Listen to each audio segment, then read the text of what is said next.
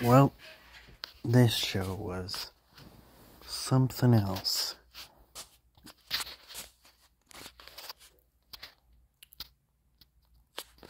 The Night the Clown Cried was cool.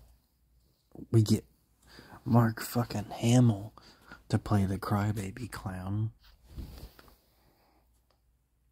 The clown comes back because at the time they couldn't win because they didn't have Daphne, so she wasn't able to do the final part of the trap or whatever. Like, he expected Daphne to come back, and she was just messing with him when she said she didn't want to return.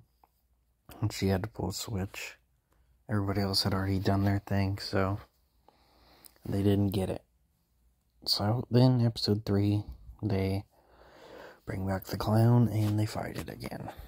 I don't know what episode 2 was about, since no name for some reason.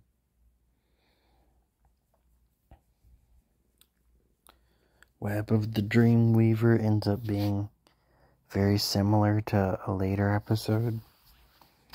So, I don't know how I feel about that one.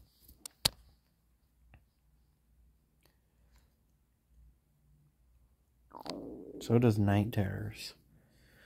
Scooby-Doo, Christmas Wish, Wrath of Krampus. That one was very different. It was definitely something that scared me as a kid. People getting so scared their hair turned white. We got several characters referenced from previous stuff, but they started doing that a lot this season. But this was the first time they did it. Like, they had a random flashback where Shaggy talks about his, obsession with a game that he eventually dropped, and they say that he tried to cast a spell on one of his teachers, and it was the teacher from the very first episode of season 1.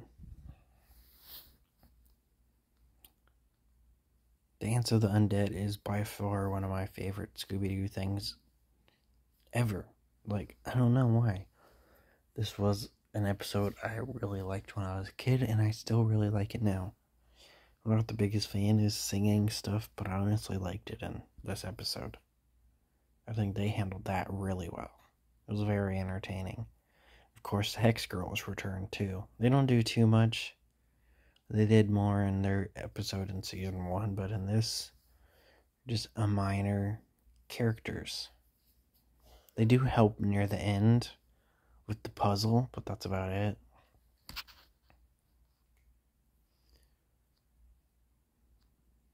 And then, of course, the last few episodes where we get, like, the twist that they already told us about. That, like, the gang was put together by some sort of entity. And they questioned whether they're friends or not. And Shaggy and Scooby, like, do something stupid, like spit food at each other. And they're like, yep, best friends couldn't do that. Then they find that out in the final again, and they act like it's some new thing. It's weird. Of course, once they defeat the entity, they somehow are in, like, this timeline. There's no mysteries to be solved. None of the people they interacted with are, like, the same. Fred's parents are actually good people.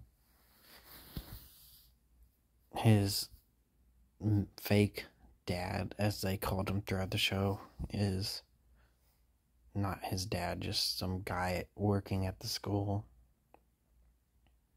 Stuff like that. And then the show ends with them saying that they're going to solve mysteries, even though they just said that there's no mysteries to really solve. And then Cartoon Network canceled the show. And that was that.